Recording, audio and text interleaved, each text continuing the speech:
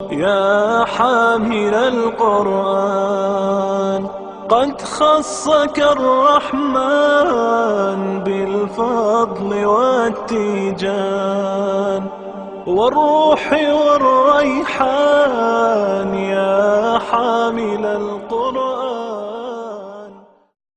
الحمد لله وكفى والصلاة والسلام على عباده الذين اصطفى خصوصاً على أفضلهم وخاتم النبيين محمد الأمين وعلى آله وصحبه أجمعين. أما بعد فأعوذ بالله من الشيطان الرجيم. بسم الله الرحمن الرحيم. الحمد لله رب العالمين الرحمن الرحيم مالك يوم الدين إياك نعبد وإياك نستعين اهدنا الصراط المستقيم صراط الذين أنعمت عليهم غير المغضوب عليهم ولا الضالين آمين. صدق الله العظيم. رب اشرح لي صدري ويسر لي أمري واحلل عقدة من لساني يفقهوا قولي. اللهم ارنا الحق حقا وارزقنا اتباعه وارنا الباطل باطلا وارزقنا اجتنابه آمین یا رب العالمین. آج ہمارا سبق سورہ فاتحہ پر مشتمل ہے اور یہاں سے مباحث ایمان شروع ہو رہے ہیں. سورہ فاتحہ جسے ام القرآن کہا گیا، اساس القرآن کہا گیا، قرآن مجید کی افتتاحی صورت ہے، پہلی سورہ مبارکہ جس سے کہ قرآن مجید کا مصحف کریم کا آغاز ہوتا ہے. اس نشست میں انشاءاللہ ہم 9 بنیادی تمہیدی نکات جو ہے میں چاہتا ہوں کہ پہلے اس پہ ہم گفتگو کر لیں. یہ سورہ مبارکہ وہ سورہ مبارکہ ہے جس میں پورا قرآن مجید اس کا سبق جو ہے وہ اس میں موجود ہے. سب سے پہلی بات یہ نوٹ کر لیجئے کہ نبی اکرم صلی اللہ علیہ وسلم پر سب سے پہلی مکمل نازل ہونے والی سورہ فاتحہ ہے. آپ کے علم میں ہے اور تقریباً اس پہ اجماع ہے کہ سب سے پہلی وحی جو ہے وہ سورہ علق کی ابتدائی 5 آیات ہیں. اس کے بعد اگرچہ کچھ اختلافات ہیں لیکن تقریباً جس پہ اجتماعی کیفیت کہنی چاہیے کہ سورہ قلم کی ابتدائی 7 آیات، اس کے بعد سورہ مزمل کی ابتدائی 7 آیات، پھر سورہ مدثر کی ابتدائی 7 آیات، اور اس کے بعد مکمل سورہ فاتحہ جو کہ 7 ہی آیات پر مشتمل ہے، اور اس کے بعد پھر سورۃ اللہب نازل ہوئی جو کہ 5 آیات پر مشتمل ہے. اس کے بعد پھر تسلسل کے ساتھ قرآن مجید کا نزول جو ہے وہ جاری رہا، یہاں تک کہ تقریباً 23 سال قمری قرآن مجید کا نزول جو ہے وہ مکمل ہوا.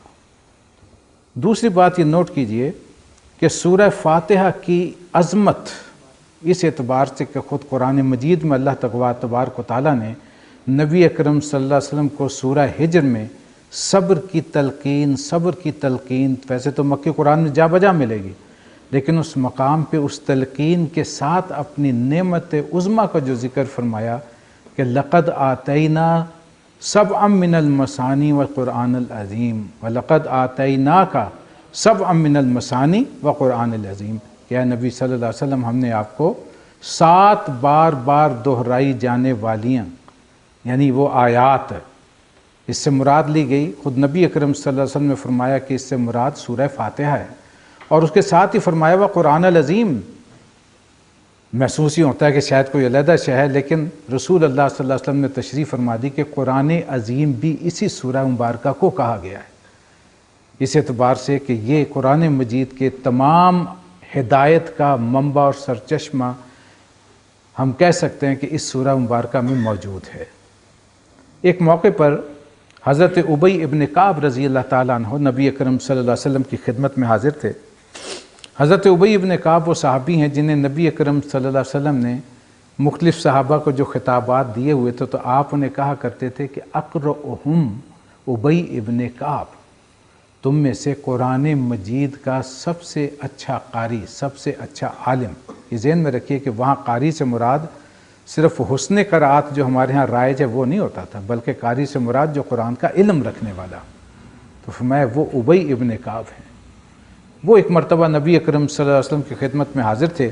رسول اللہ صلی اللہ علیہ وسلم نے فرمایا کہ اے ابی، کیا تمہیں میں وہ صورت بتاؤں جس کی مثل اللہ تبارک و تعالیٰ نے نہ تورات میں، نہ انجیل میں، نہ خود قرآن میں نازل فرمائی ہے۔ اب حضرت ابی ابن کعب ظاہر ہے کہ ایک نبی اکرم صلی اللہ علیہ وسلم کی طرف سے کوئی شے، ایک ایسا حکمت کا موتی سامنے آ رہا ہو تو وہ سراپا اشتیاق تھے کہ یا رسول اللہ یقیناً مجھے بتائیے۔ آپ نے پھر سوال کے انداز میں پوچھا کہ یہ بتاؤ کہ نماز میں کیا پڑھتے؟ حضرت ابی ابن کعب نے فوراً جواب دیا کہ یا رسول اللہ سورہ فاتحہ، الحمدللہ رب العالمین الرحمن الرحیم مالک یوم الدین ایاک نعبد و ایاک نستعین اہدنا صراط المستقیم صراط الذین انعمت علیہم غیر المغضوب علیہم ولا الضالین۔ آپ نے فرمایا بالکل یہی وہ سورہ مبارکہ ہے جس کی کوئی مثل نہ تورات میں ہے نہ انجیل میں ہے، یعنی آسمانی کتب میں بھی اس کی کوئی دوسری مثال نہیں، اور خود قرآن مجید میں بھی اس کی کوئی اور مثال نہیں۔ اس اعتبار سے اور اسی مقام پہ یہ الفاظ بھی فرمائے کہ یہی وہ صورت ہے جس کے متعلق قرآن نے فرمایا کہ سبع من المثانی و قرآن العظیم، کہ یہ 7 بار دہرائی جانے والی آیات جو کہ اپنے مقام پر قرآن عظیم ہیں۔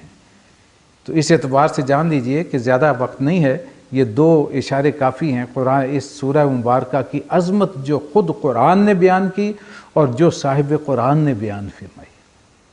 تیسرا تمہیدی نقطہ یہ نوٹ کر لیجئے کہ عربوں کے ہاں ایک مزاج ہے ان کا کہ جس چیز سے زیادہ محبت ہو اس کے وہ مختلف پہلوؤں سے نام رکھتے تھے۔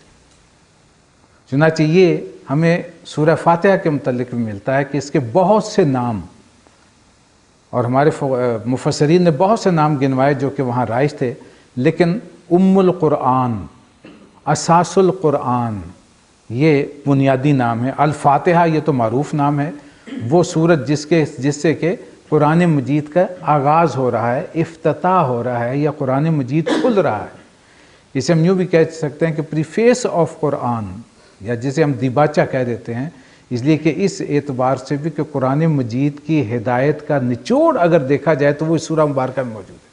انشاءاللہ ہم آگے بڑھیں گے اور ایک ایک آیت کا مطالعہ کریں گے تو یہ بات بڑی واضح ہو کے آپ کے سامنے آ جائے گی۔ پھر اسے الشافیہ بھی کہا گیا، وہ سورہ مبارک جو کہ شفا ہے جس میں۔ الکافیہ بھی کہا گیا، وہ جو کہ ہدایت کے لیے کفایت کرنے والی ہے، کافی ہے۔ الشافیہ سے اعتبار سے ویسے تو قرآن مجید اپنے کل متن کے بارے میں بھی کہتا ہے کہ اس میں شفا ہے۔ وَنُنَزِّلُ مِنَ الْقُرْآنِ مَا هُوَ شِفَاءٌ، ہم نے نہیں نازل کیا قرآن میں مدر شفا، وَنُنَزِّلُ مِنَ الْقُرْآنِ مَا هُوَ شِفَاءٌ وَرَحْمَةٌ لِّلْمُؤْمِنِينَ، اہل ایمان کے حق میں شفا بھی ہے اور رحمت بھی ہے۔ اور سورہ یونس میں جو الفاظ آئے کہ یا ایھا الناس قد جاءتکم موعظۃ من ربکم وشفاء لما فی الصدور وہدی ورحمۃ للمؤمنین، یہ قرآن میں 4 چیزیں، یہ موعظت ہے، یہ قرآن تمہارے دلوں کے جو روگ ہیں، جو سینوں کے روگ ہیں، ان کے لیے شفا ہے۔ یہ قرآن مجید ہدایت ہے اور رحمت ہے اہل ایمان کے حق میں۔ ظاہر ہے قرآن مجید سے ہدایت تو وہی حاصل کرے گا جس کے اندر طلب ہدایت ہوگی، اس لیے کہ جب تک انسان کے اندر طلب ہدایت نہ ہو وہ ہدایت کی طرف نہیں آ سکتا۔ ایک شخص متلاشی نہیں ہدایت کا تو زبردستی تو اسے کوئی شے نہیں مل سکتی۔ جس چیز کے انسان چاہت رکھتا ہے، اس کے اندر طلب پیدا ہوتی ہے، وہی ظاہر ہے کہ اس کے حصول کے لیے وہ محنت بھی کرتا ہے اور وہ شے اسے حاصل بھی ہوتی ہے۔ تو اس اعتبار سے قرآن مجید جو اہل ایمان ہیں ان کے لیے ہدایت اور رحمت، موعظت اور شفا سینوں کے قدورتوں اور بیماریوں کے لیے۔ انسان آپ جانتے ہیں کہ مختلف قسم کی بیماریاں جسمانی بھی ہوتی ہیں، لیکن آج کے دور میں نفسیاتی بیماریاں بہت زیادہ ہوتی ہیں، اور قرآن مجید بالخصوص کسی انسان کے اندر غصہ ہے، کسی کے اندر انتہا درجے کا حسد ہے، کوئی بیچارہ تکبر کا مارا ہوا ہے، جو حقیقت میں تو وہ احساس کمتری میں مبتلا ہوتا ہے اور اپنے آپ کو بڑی شے سمجھ رہا ہوتا ہے، تو یہ تکبر بھی بہت بڑی بیماری ہے، حسد بہت بیماری ہے، غصہ بہت بڑی بیماری ہے، ہرس بہت بڑی بیماری ہے، کینہ جو ہے یہ بھی سینے کی بیماریوں میں سے ایک ہے۔ یہ ساری چیزیں جو ہیں انسان کے اندر یہ مختلف نفسیاتی قسم کی جو ہے روگ وہ پالتا رہتا ہے۔ قرآن مجید انسان کے فکر کی تطہیر کر کے اسے ان بیماریوں سے پاک کرتا ہے۔ اور رہ گئی جسمانی بیماریاں تو بہت سی احادیث سے یہ ثابت ہے کہ خود سورہ فاتحہ بھی اور قرآن مجید بھی جسمانی بیماریوں کا علاج بھی اس میں موجود ہے۔ اور اس اعتبار سے خاص طور پر نوٹ کیجئے، دیکھیے جب انسان کا فکر اور نظریہ بیمار ہو، کج ہو، ٹیڑھا ہو، تو اس کے اثرات اس کے جسم پر بھی پڑتے ہیں۔ جہاں وہ نفسیاتی بیماریوں کا شکار ہوتا ہے وہاں وہ مختلف قسم کے دوسرے امراض کا بھی شکار ہوتا ہے۔ اگر اس کی فکر صالح ہے، اس کا عمل صالح ہے، ظاہر ہے کہ عمل تبھی صالح ہوگا جب اس کی فکر اور نظریہ صالح ہوگا۔ ایک مومن شخص جو اعمال صالحہ کے ساتھ زندگی گزار رہا ہو وہ بے شمار جسمانی بیماریوں سے نہ صرف بچتا رہتا ہے بلکہ دیکھیے نماز کا ایمان کا نتیجہ کیا ہے؟ نماز پہلی بنیادی شے، اور نماز انسان کو اوقات کا پابند بنا دیتی ہے، دن اور رات میں سونے اور جاگنے کا پابند بنا دیتی ہے۔ بالخصوص ایک مومن جب باقاعدہ یعنی کہ 5 وقت کی باجماعت نماز کا اہتمام کرتا ہے تو وہ ایک خاص روٹین میں بندھ جاتا ہے، اور وہ روٹین ہے جو اللہ تبارک و تعالیٰ کا عطا کردہ ہے۔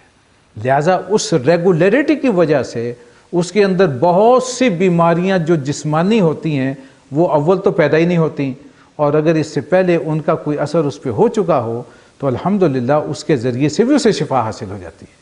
اس اعتبار سے ایمان اور قرآن یہ جسمانی بیماریوں کے لیے بھی شفا ہیں، جبکہ سینے کی قدورتوں کے لیے تو قرآن مجید نے واضح اشارہ کیا ہے۔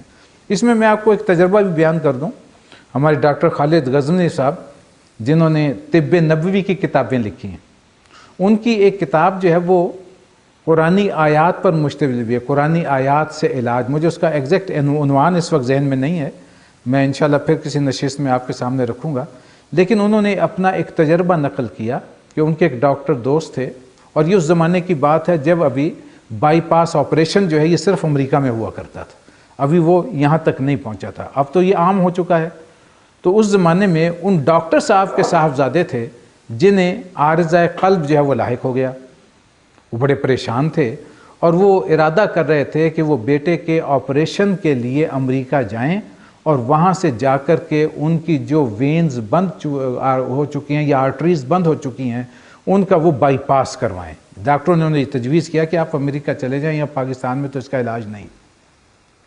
وہ جب ڈاکٹر صاحب کے پاس تشریف لائے تو ان کے ساتھ بھی ذکر ہوا، اور انہوں نے بتایا کہ قرآن مجید میں ایک سورہ ہے، اس کا نام ہے سورہ ہجر، ابھی 7 من المثانی کے سلسلے میں بھی ذکر ہوا، اس کی آخری 3 آیات، یہ سورہ مبارکہ 99 آیات پر مشتمل ہے۔ تو آیت نمبر 97، 98 اور 99، وَلَقَدْ نَعْلَمُ أَنَّكَ يُضِيقُ صَدْرُكَ بِمَا يَقُولُونَ فَسَبِّحْ بِحَمْدِ رَبِّكَ وَكُن مِّنَ السَّاجِدِينَ وَاعْبُدْ رَبَّكَ حَتَّى يَأْتِيَكَ الْيَقِينُ۔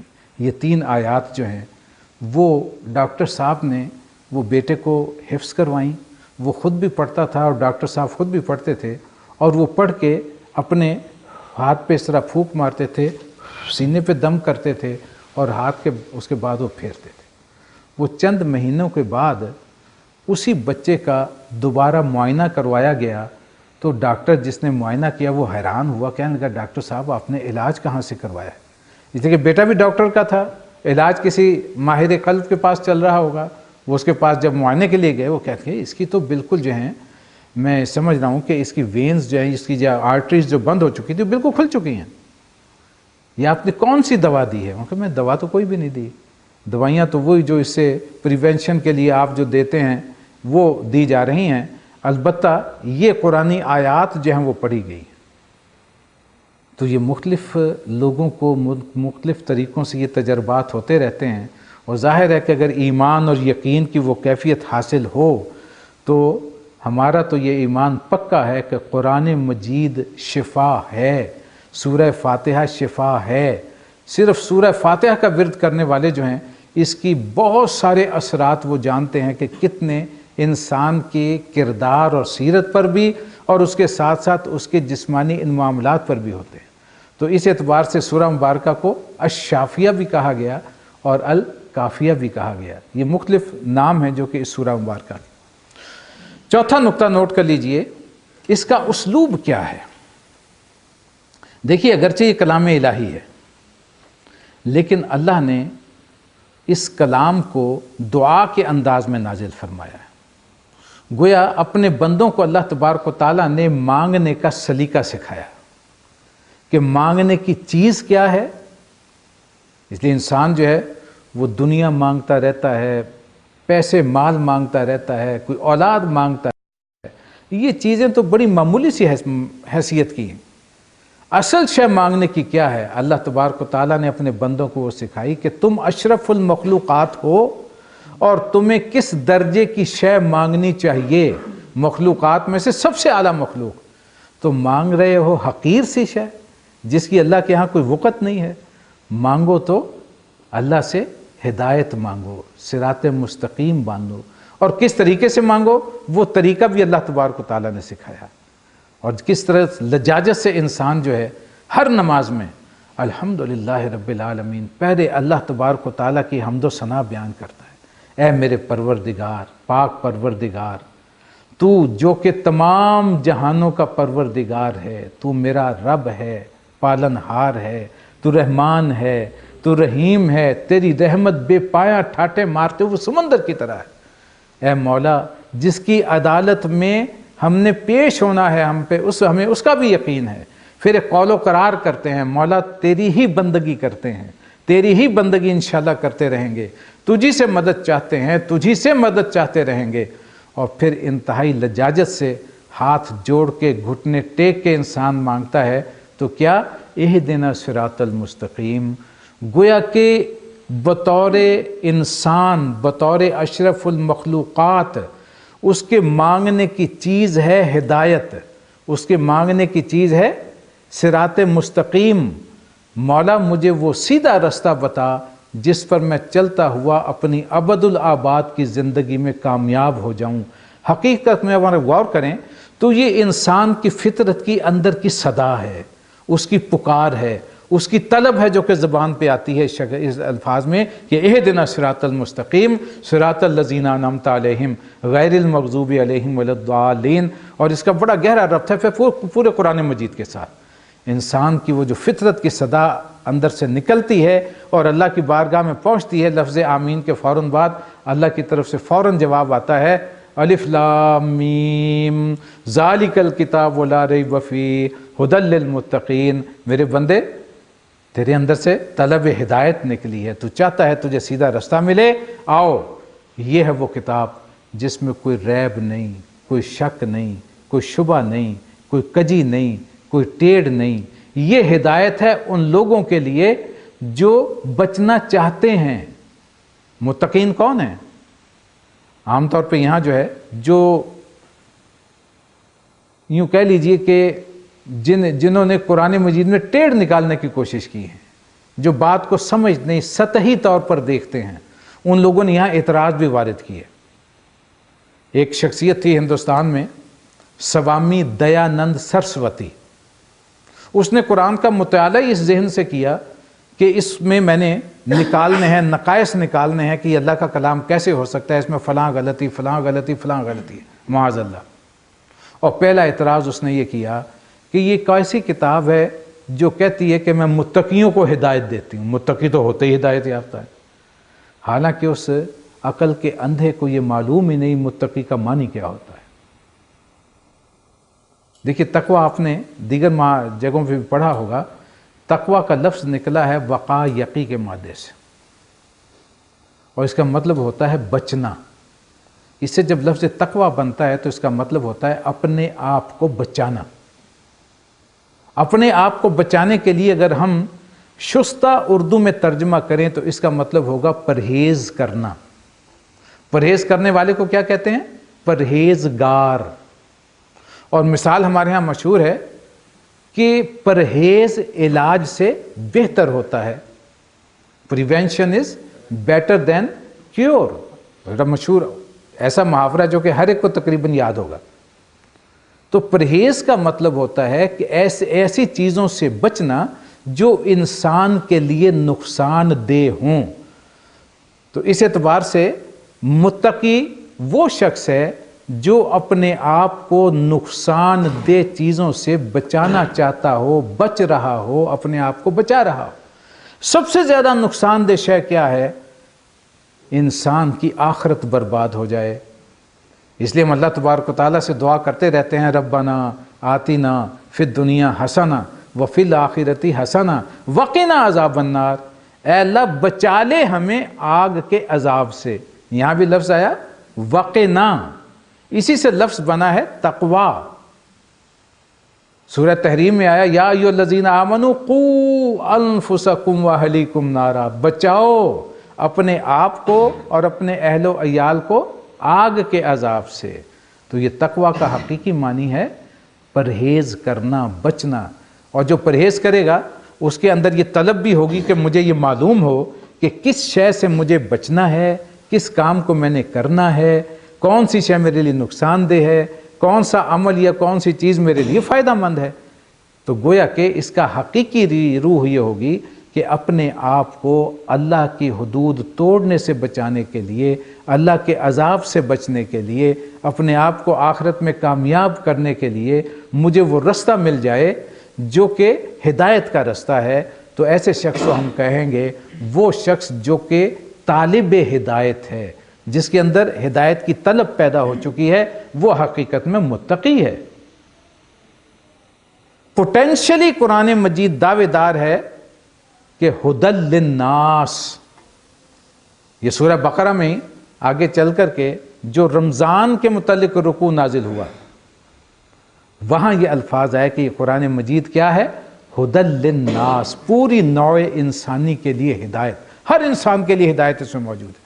لیکن اس ہدایت سے فیض یاب کون ہو سکے گا؟ وہ جس کے اندر ہدایت کی طلب موجود ہو. لہٰذا یہاں وہ دعا سکھائی گئی اور دعا کرنے کے بعد اس کا جواب آیا جو کہ انسان کی اس فطرت کے اندر اٹھنے والی اس طلب کا جواب ہے. الف لام میم ذالک الکتاب لا ریب فیہ ھدی للمتقین. یہ ہدایت ہے, یہ کتاب. اے بندے تو نے ہدایت چاہی, تیرے اندر صحیح طلب موجود ہے, اگر ہے تو یہ تیرے لیے ہدایت ہے. تمہیں یہاں سے وہ صراط مستقیم مل جائے گی. آؤ اسے پڑھو, سمجھو, اس پہ عمل کرو, یہی سیدھا رستہ ہے. 5واں نقطہ نوٹ کر لیجئے کہ سورہ فاتحہ ہماری نماز کا لازمی جزو ہے. رسول اللہ صلی اللہ علیہ وسلم کا فرمان ہے لا صلاۃ لمن لم یقرأ بفاتحۃ الکتاب. اگر کتاب میں سے فاتحہ نہیں پڑھی تو اس شخص کی کوئی نماز ہے ہی نہیں. اور اس پہ جان لیجئے ہمارے جتنے بھی فقہ ہیں, فقہ کی شاخیں ہیں, مسالک ہیں, سب کا یہ متفقن علیہ عقیدہ ہے کہ فاتحہ کے بغیر نماز نہیں ہوتی. فاتحہ لازمی جزو ہے نماز کا. اور چھٹے نقطے پر کے طور پر یہ نوٹ کر لیجئے کہ اس میں کچھ اختلاف اگر ہے تو وہ ذرا مختلف نوعیت کا ہے, وہ بھی آپ کے نالج میں آ جانا چاہیے. اختلاف دیکھیے بہت سے معاملات میں ہمارے اسلاف سے کچھ اختلافات چلے آ رہے ہیں, اور یہ ایسے نہیں ہے جس پر کہ لڑا جائے آپس میں. بڑی سیدھی سیدھی سی باتیں ہیں.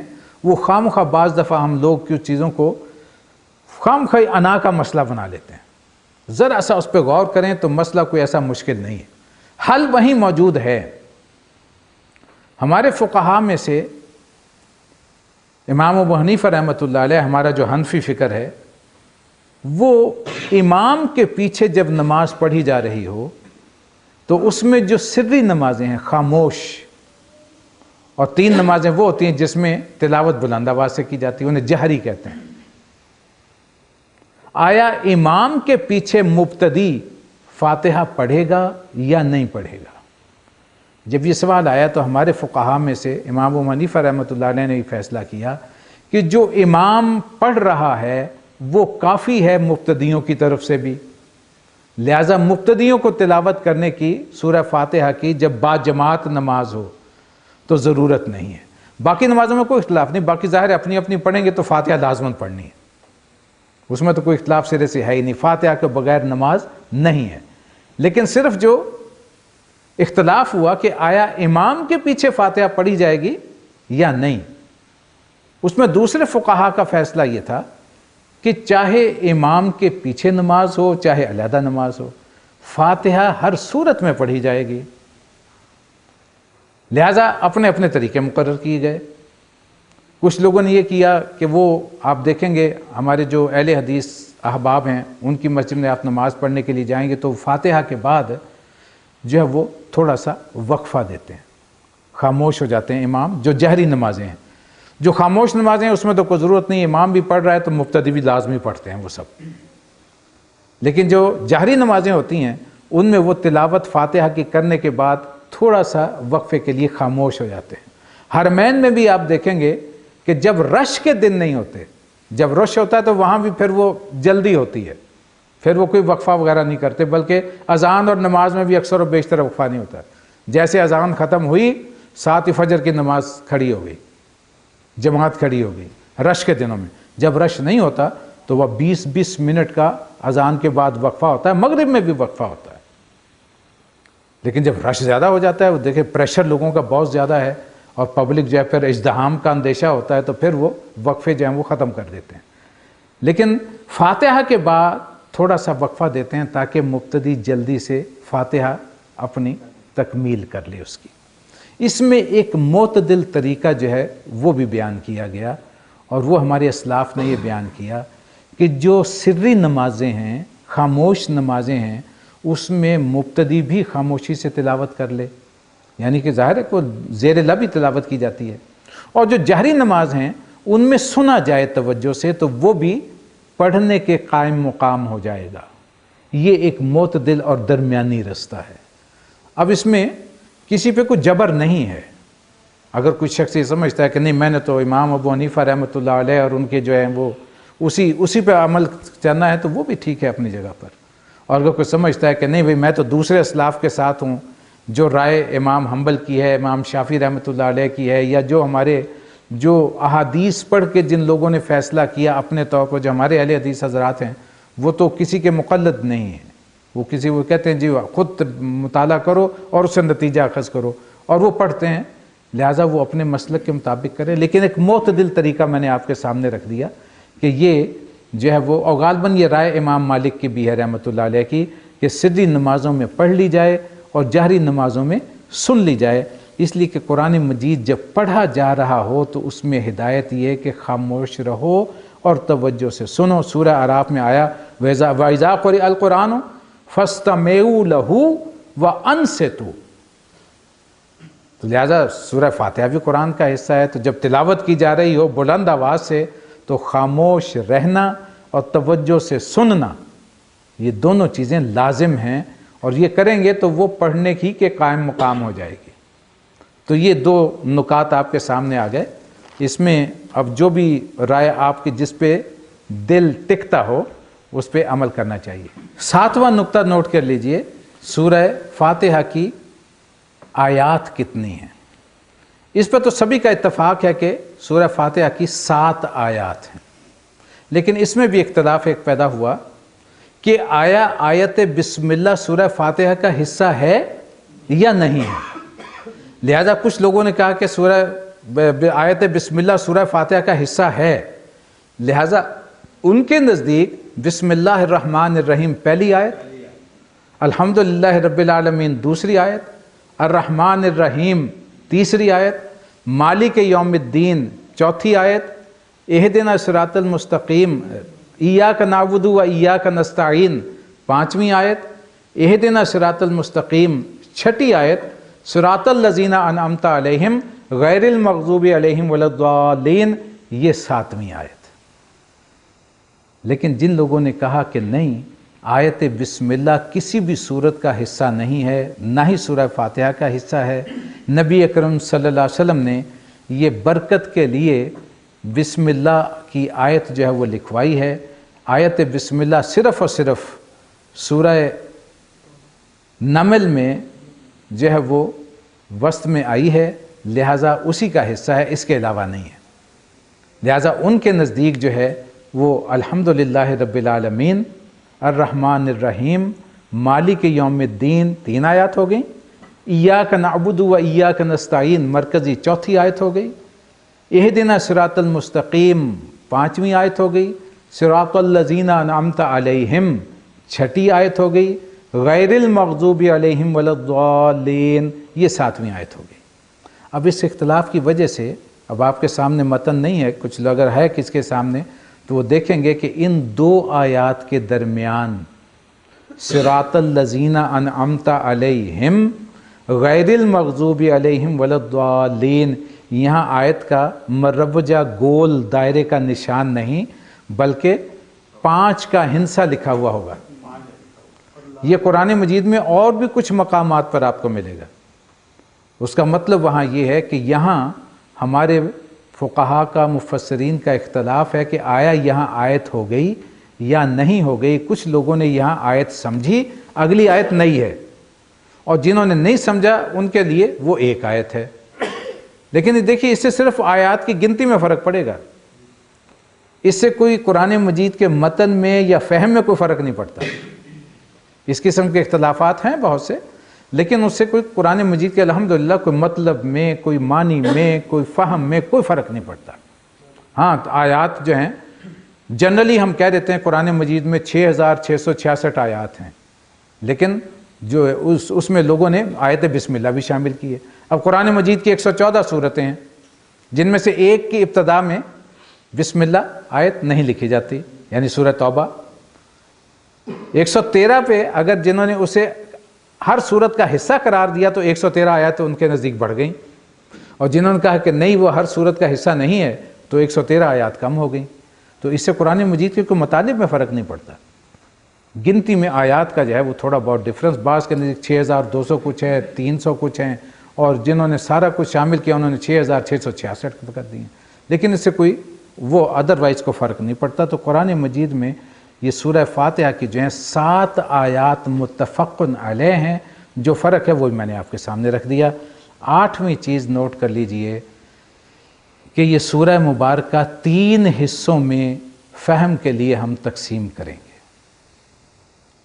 پہلا حصہ الحمدللہ رب العالمین الرحمن الرحیم مالک یوم الدین۔ اگر غور کریں گے تو معلوم ہوگا کہ آیات اگرچہ 3 ہیں، جملہ ایک ہی بنتا ہے، الحمدللہ رب العالمین الرحمن الرحیم مالک یوم الدین، اور نحو کے قاعدے کے تحت ہم اسے کہیں گے کہ یہ جملہ اسمیہ خبریہ ہے۔ دوسری آیت، دوسرا حصہ جو ہے وہ ایک آیت پر مشتمل ہے، ایاک نعبد و ایاک نستعین۔ اگرچہ آیت ایک ہے لیکن جملے اس میں 2 بن گئے۔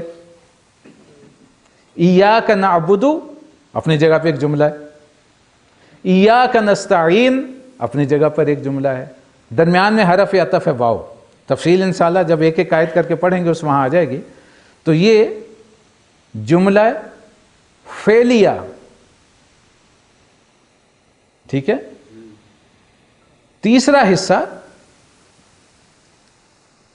اہدنا صراط المستقیم صراط الذین انعمت علیہم غیر المغضوب علیہم ولا الضالین، یہ بھی 3 آیات پر مشتمل ہے، اور یہ ایک دعا ہے۔